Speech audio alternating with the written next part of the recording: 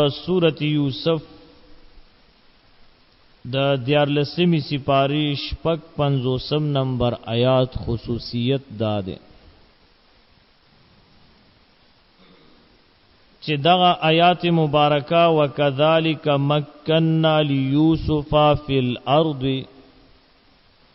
یتبوأ منها حیث یشاء نصیب برحمتنا من نشاء ولا نضيع اجر المحسنین. د دې آیات برکت دا دی چې دا کم مسلمان بندا هغه کمزوري وي، خود د په بدن کې کمزوري وي او دا بدن ورځ په ورځ باندې کمزوري کیږي او رنگ کی زیړواله راځي او په ظاهر باندې څه بیماری نخ کاری،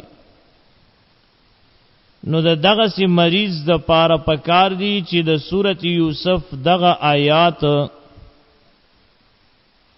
تر 21 ورځې پوری یوسل او یوسل ویخزل بوي او د دې د شروع کېدون وړاندې بعد درېزل درود پاک وای او په آخر کې به هم درېزل درود پاک وای. نو چې دا یوسل او یوسل ویخزل وای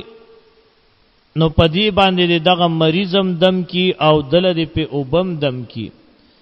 او دغه اوبدي تر هغه وخت پورې سکی چې تر سو پوری ټیک شوی نیوي او دغه مبارک عمل با تر 21 ورځې پورې جاری ساتي او پدی کې با قضایی نراولي.